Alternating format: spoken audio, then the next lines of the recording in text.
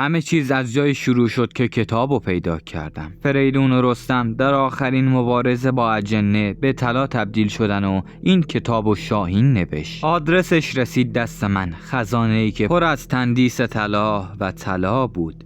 سلام دوستان، اگه به داستان‌های ترسناک علاقه دارین حتما قبل شروع داستان کانال ما رو سابسکرایب کنید، این ویدیو رو هم لایک کنید و زنگوله رو هم فعال کنید که اولین نفری باشید که ویدیوها و داستان‌های ترسناک ما رو میبینه. قسمت سوم.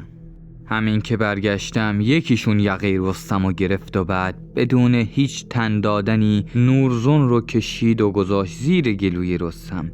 آخه اونا بلد بودن تهدید خوب یعنی چی؟ نگاه رهبرشون مثل یه چاقو روی قلبم بود.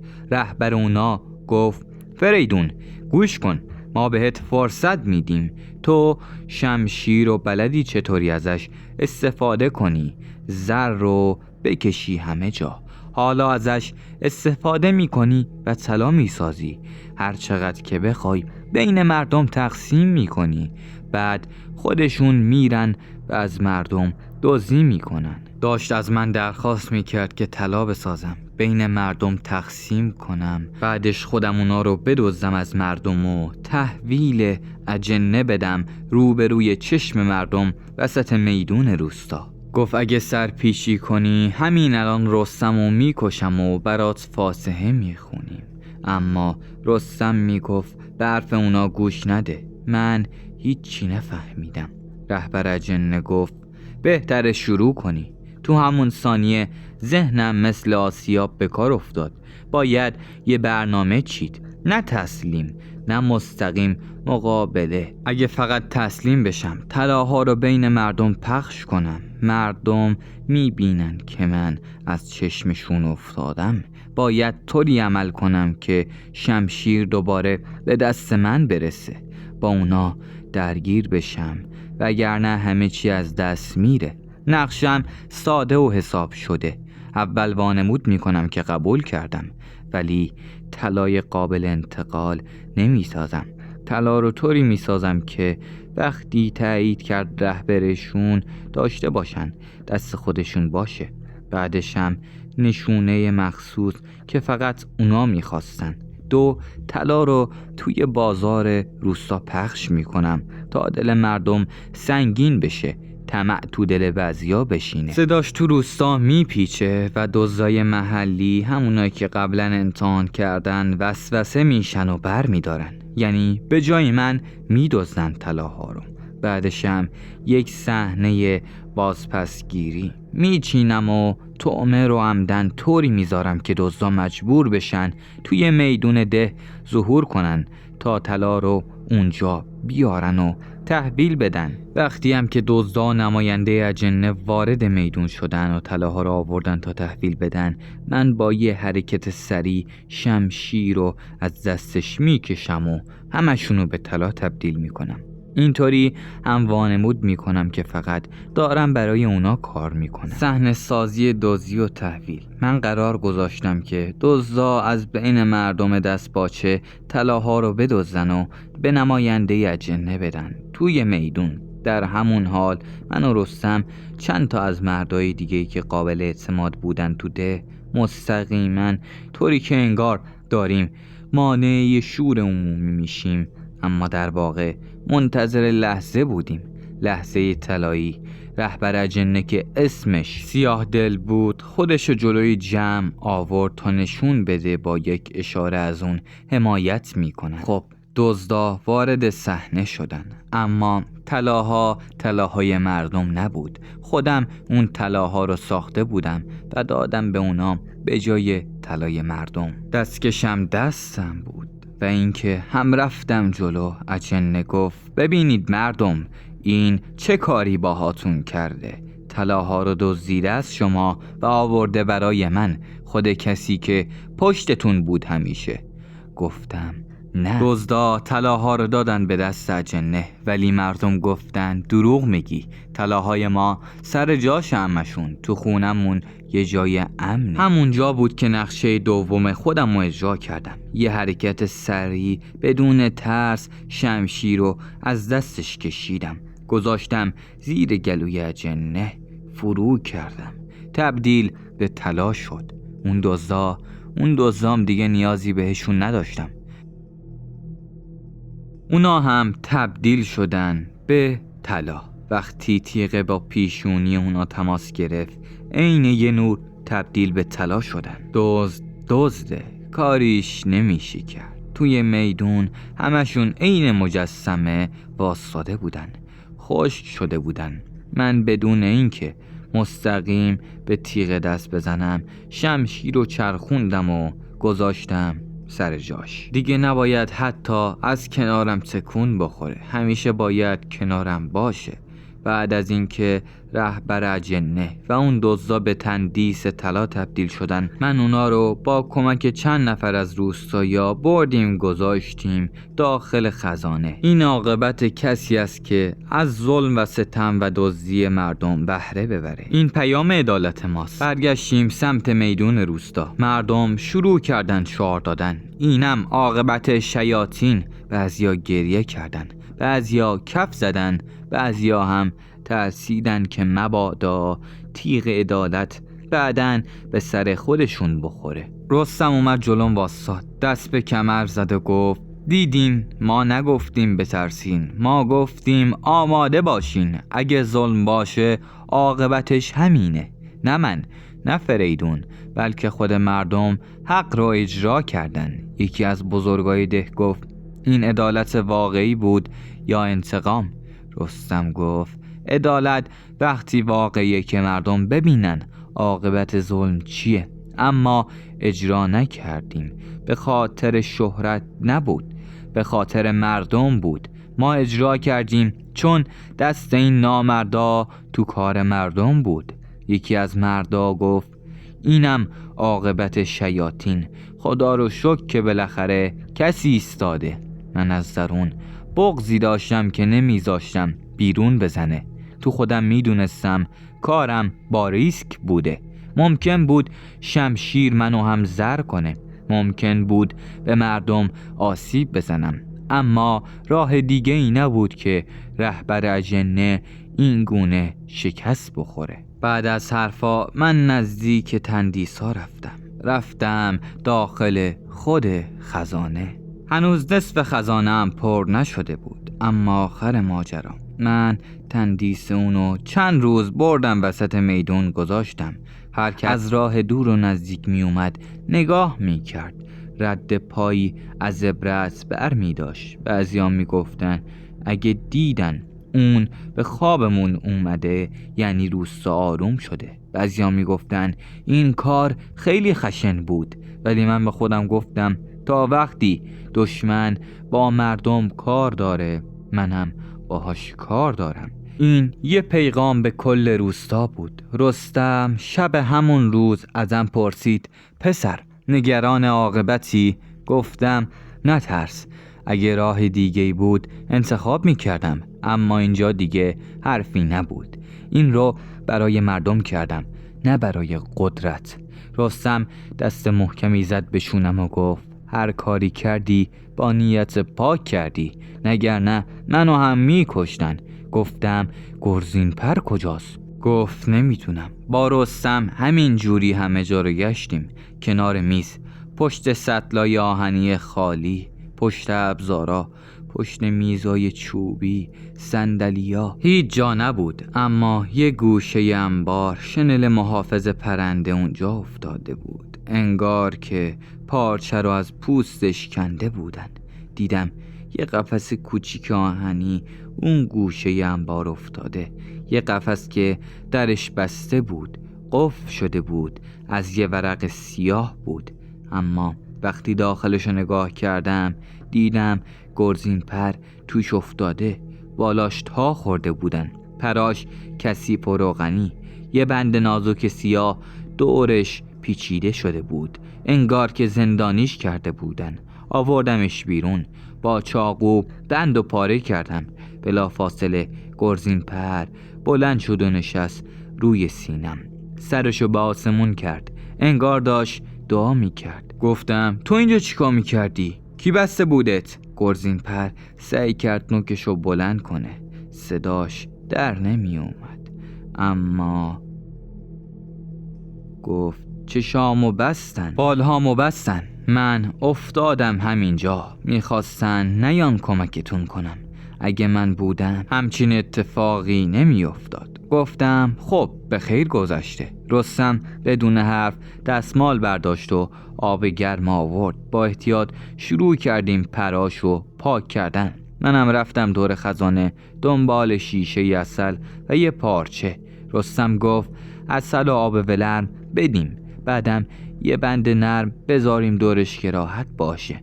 اما ما دوتا شدیم طبیبش. روزها گذشت. هر روز چند بار بهش سر میزدیم. هر روز یه ذره از خوابش سنگین میشد. 3 روز که گذشت گرزین پر چشم باز کرد. اول فقط یه پلک، بعدشم چشماش کامل باز شد که انگار 1000 سال هیچیو ندیده.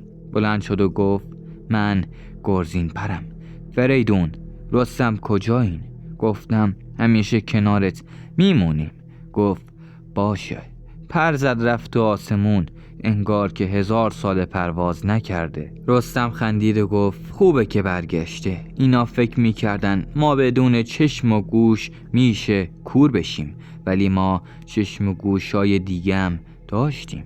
گرزین پر همین جوری پراشو تکون میداد. گفتم از حالا دیگه پیشش میمونیم. هر کاری کنیم، هر جا بریم باید کنارمون باشه. باید مراقبش باشیم. گرزین پر اومد نشست رو شونم. دست کشیدم رو سرش. گفتم عزیزم، اگه تو نبودی شاید خیلی چیزا دیگه نبود. شاید بعضی چیزا نبودن.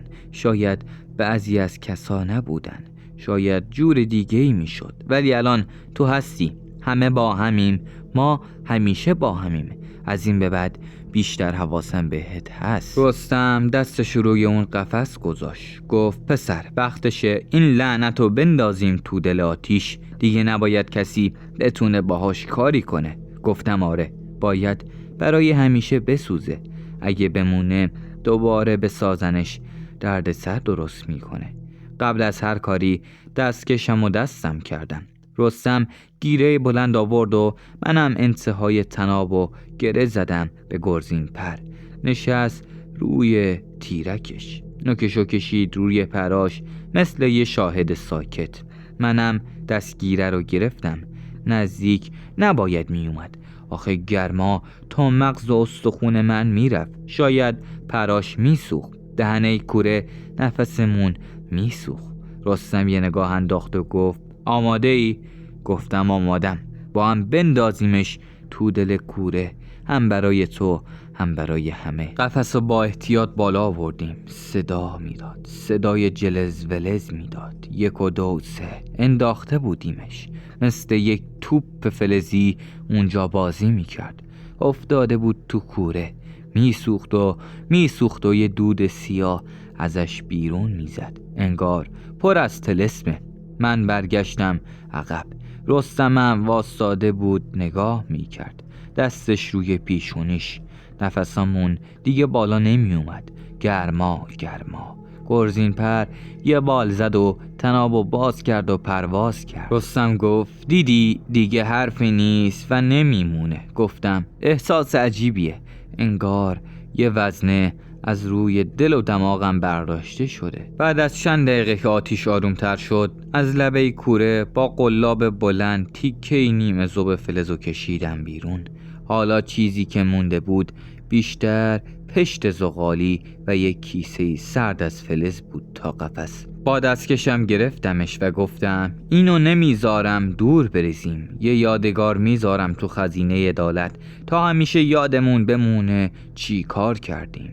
رستم سر تکون داد و یه خنده کرد. گفتش باشه، بذار تا یاد باشه از عبرت. اونو تبدیل به طلا کردم با شمشیرم و پرتش کردم داخل خزانه. گرزین پر دوباره نشست روی شونم. گفت حالا یه چیزی از اون سیاهی نیست، اما خیال نکنین کار تمومه. اونا هنوز جاهایی دارن، شخصیت هایی دارن.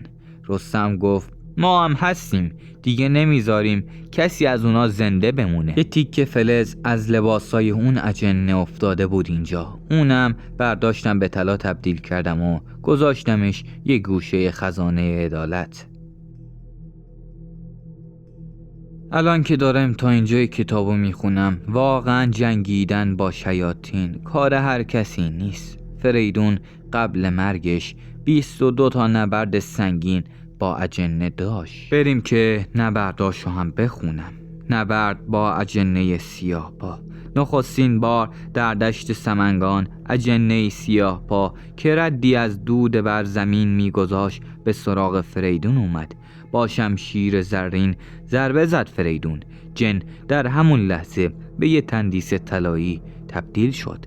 وزن تندیس حدود 3 خروار. 2. نبرد با دیو دو چهره. دیو دو چهره یکی خندان یکی گریان بود. میخواست فریدون رو فریب بده، اما یک چرخش گرزین پر از میان دو چهره شکافته شد. تندیس طلاییش 2 برابر قد یک مرد عادی. 3. نبرد با اجنه مارگونه. در جنگل تیره اجنه با بدن مار و دستای آدمی حمله برد. فریدون با یه ضربه پیکرش از وسط نصف کرد و 2 طرفشو تبدیل به طلا. وزنش 5 خروار. خزانه سنگین تر شد. 4. نبرد با بانوی وهم. زنی زیبا از میان مه اومد ولی چشماش خالی. میخواست عقل فریدون رو ببره، عاشقش کنه. فریدون با فرو کردن شمشیر در قلبش اونو به طلا تبدیل کرد. 5. با اجنه خنده زن. این موجود تنها میخندید و هر خندش کوه و میلرزوند. شمشیر بر گلویش نشست. خندش قطع شد. تبدیل به تندیسی شد که دهنش باز بود. 6. نبرد با دیو سنگ کمر. پیکرش مثل صخره. نبرد ساعتها طول کشید. سرانجام شمشیر بر شانه‌اش نشست و با طلای خالص یکی شد. 7. نبرد با اجنه سیاه چشم. این یکی چشم نداشت، ولی وقتی برمیگشت چشماش رو کمرش بود.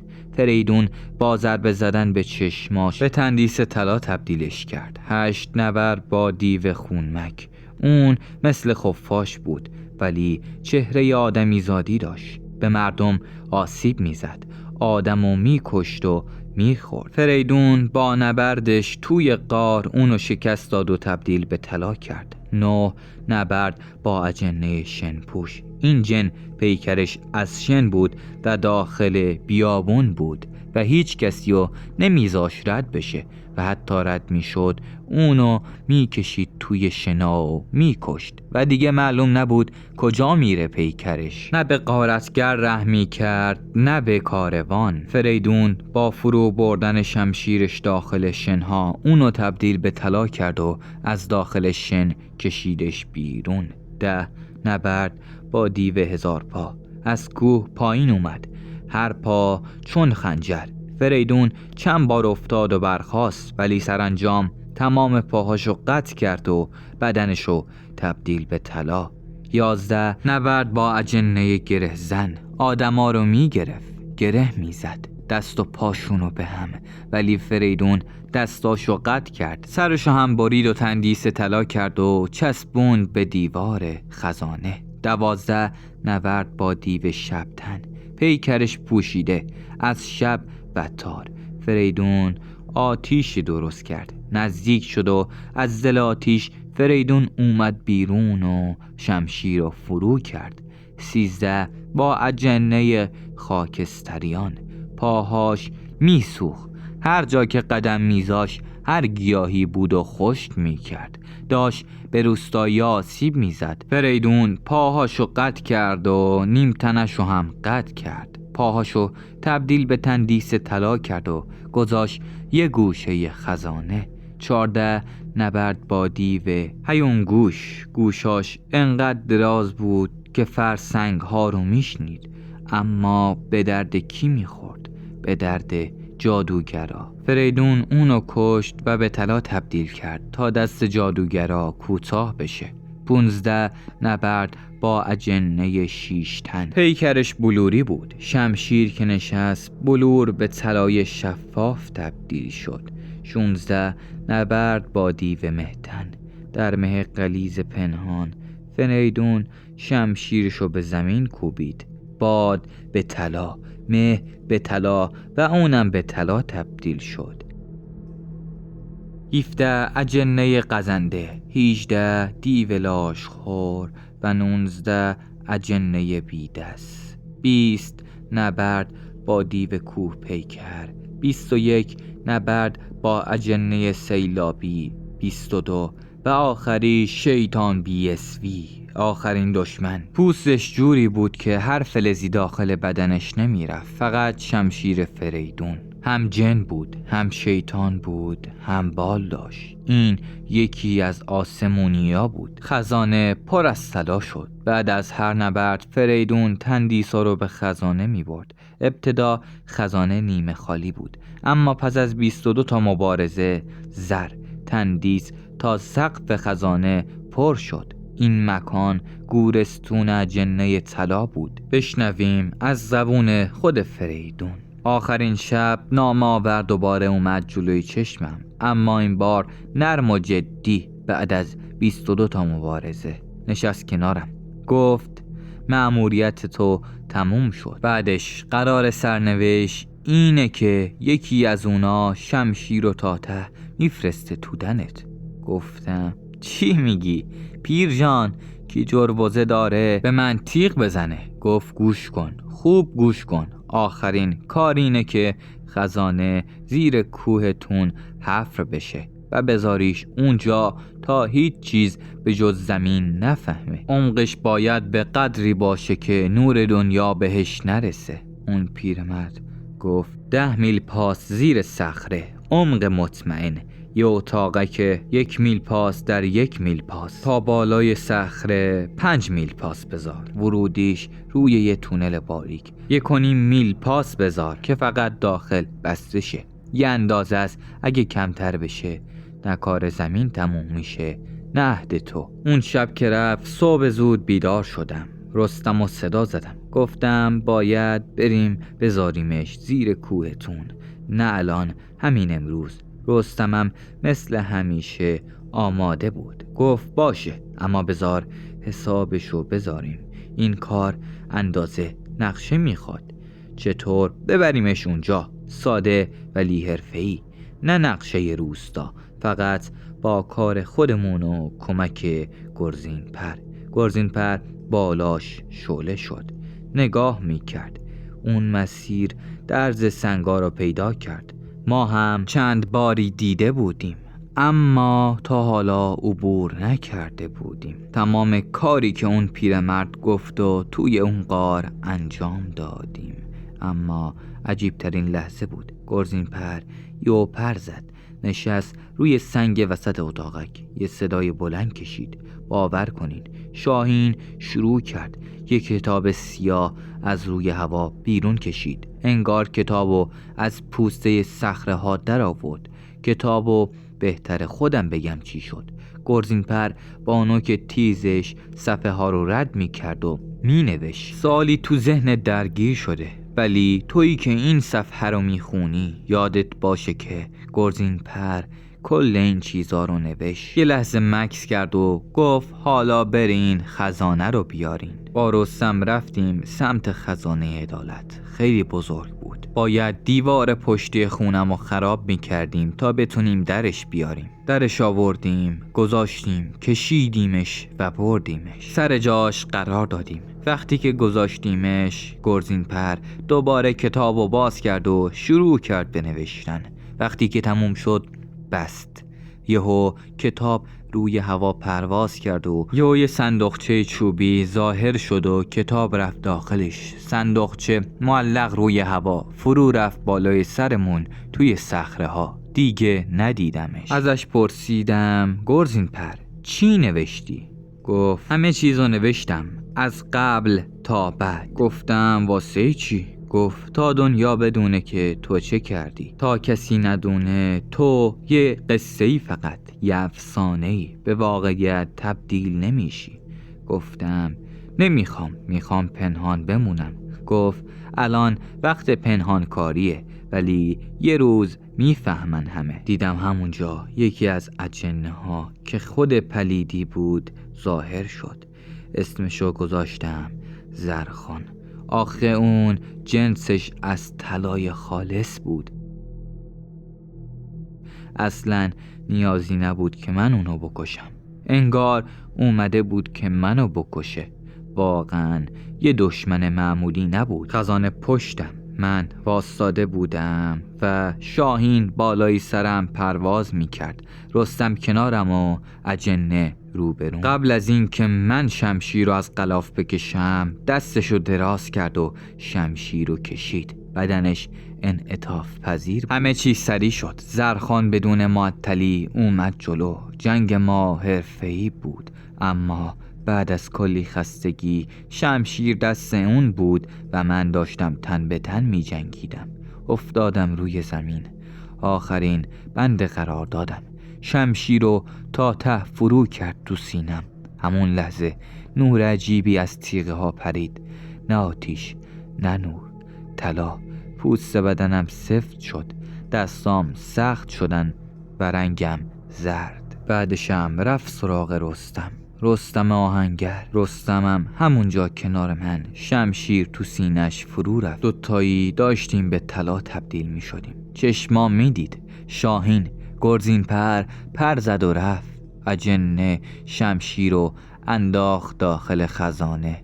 ما رو گذاشت داخل خزانه عین یه مجسمه. بعدم درشو بست و رفت. تا چند ساعت بعد صدا میشنیدم که کوه داشت فرو میریخت. انگار راه ورودی داشت بسته میشد. خب صفحه آخر کتابو باز کردم. دستام میلرزید. عجب داستان، عجب افسانه‌ای بود. اما باور نداشتم وقتی چند تا نکته خیلی مشخص رو دیدم. طوری که نویسنده انگار میخواست کسی با عجله هم بفهمه. 1. شروع مسیر، دهانه تاریک سمت شرق. ولی خب واستا، من که اون موقع صفحه آخر رو باز کردم چیزی نبود. انگار جادو شده بود. نوشته بود طول مسیر. خط نقشه یه رگه باریک طولانی کشیده. میگفت باید دست کم 100 قدم سنگلاخ رو طی کنم که اول به شکاف اول برسم. 3. نشونه های روی مسیر، 3 تا سنگ و علامت سیاه. اولی با یک ترک عمیق، دومی با یه علامت تاریک. عمقشم نقشه نشون میداد که خزانه خیلی بزرگه. آخرشم یه هشدار نوشته بود پایین صفحه. نوشته بود هر که لیاقت نداشته باشد در میان سنگا اسیر میشه. این مسیر تله و نگهبان داره، ساده نیست. بعدشم من یکم با خودم فکر کردم. باید به درستی نقشه میکشیدم و آدم جمع میکردم تا برم سراغش. حالا فهمیدم اون پیرمردا راست میگفتن. گنج اصلی داخل خود کتابه. طلاها برای من بود. بعد از کلی کاشت رسیده بود روز برداشت. پایان قسمت 3. اگه تا الان سابسکرایب نکردی حتما همین الان دکمه سابسکرایب رو بزن و اگه از این داستان خوشت اومد لایک یادت نره و حتما توی کامنت ها نظر خودت رو برامون بنویس. منتظرم. خدا یار و نگهدارتون تا داستان بعدی.